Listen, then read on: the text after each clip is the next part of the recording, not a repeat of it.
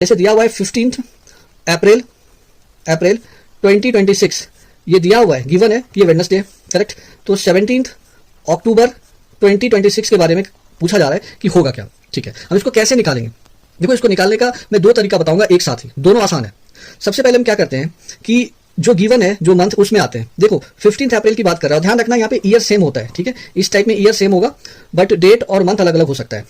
तो देखो सबसे पहले अप्रैल कितने दिनों का होता है हम ये देख लेते हैं। तो आपको पता होगा कि जो अप्रैल होता है वो बेसिकली 30 दिनों का होता है, ठीक है। तो 30 दिनों का अप्रैल होता है जिसमें कि 15 डेज ऑलरेडी काउंट हो चुका है, तो उसको हम सब्ट्रैक्ट कर देंगे। तो बचा कितना? 15 डेज। तो यहां मैं लिख रहा हूं कि ये डेज है, ठीक है। और यहां मैं लिखूंगा ऑड डेज, ठीक है, ऑड डेज। अप्रैल हो गया। अप्रैल के बाद क्या होता है?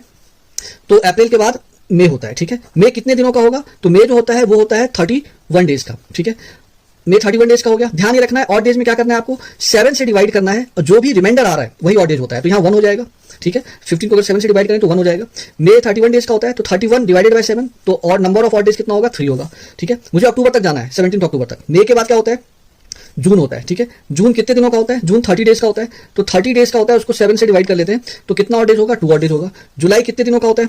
जुलाई जो है 31 डेज का होता है, तो 31 डिवाइडेड बाय 7 या 3 ऑड डेज होगा, ठीक है। फिर उसके बाद अगस्त, ये कितने दिनों का होगा? ये भी 31 डेज का होता है, तो 31 divided by 7, number of odd days कितना? 3 होगा। अगस्त के बाद आता है सितंबर, और सितंबर कितने दिनों का होगा? तो 30 डेज का होगा। 30 डिवाइडेड बाय 7 कर लेते हैं। ये 7 से जो मैं भाग कर रहा हूँ, नंबर ये एक वीक में 7 दिन होता है, हफ्ते में 7 दिन होता है, इसलिए डिवाइड कर रहा हूँ। जो भी शेषफल आ रहा है वो मैं यहाँ लिख रहा हूँ, तो यहाँ पे 2 हो जाएगा। देखो सितंबर के बाद आता है अक्टूबर, तो मुझे पूरा अक्टूबर नहीं लेना है। यहाँ क्वेश्चन में दिया हुआ है 17 अक्टूबर की बात कर रहा है, तो हम 17 अक्टूबर ही लेंगे, मतलब 17 दिन।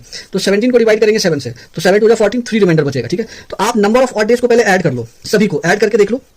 1 + 3 4, 4 2 6, 6 3 9, 9 3 12, 12 2 14 और 14 3 17। देखो 17 आ रहा है। कभी भी नंबर ऑफ ऑड डे जो होता है ना वो 7 से ज्यादा नहीं होना चाहिए, क्योंकि एक हफ्ते में 7 ही दिन होता है। फर्दर इसको 7 से डिवाइड कर दो। 7 से डिवाइड करने के बाद रिमाइंडर मेरे पास कितना आ रहा है? 7 2 14, 3 रिमाइंडर आ रहा है, ठीक है। और जो ये 3 बच रहा है, मुझे अप्रैल का दिया हुआ था, जो क्वेश्चन में था 15 अप्रैल 2026 दिया हुआ है, 17 अक्टूबर 2026 बताना है। तो नेक्स्ट डेट पे जाना है। जब भी नेक्स्ट डेट पे जाना होता है तो नंबर ऑफ ऑड डेट जो भी आता है उसको हम ऐड कर देते हैं। तो वेडनेसडे + 3 करेंगे, तो वेडनेसडे + 3 मतलब आगे से काउंट करेंगे। वेडनेसडे के बाद होता है थर्सडे, उसके बाद फ्राइडे, उसके बाद सैटरडे। तो ये वाला जो दिन होगा वो सैटरडे होगा, मतलब शनिवार होगा।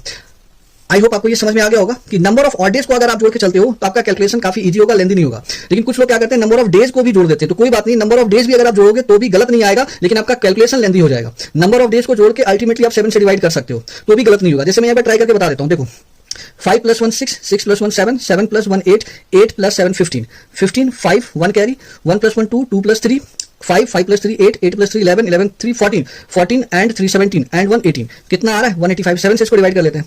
तो 7 से अगर आप डिवाइड करोगे, 7 2 14, तो 4 और 5, 7 6 42। तो यहाँ भी देखो रिमाइंडर कितना आ रहा है? 3 आ रहा है। तो चाहे आप नंबर ऑफ डेज को कर लो या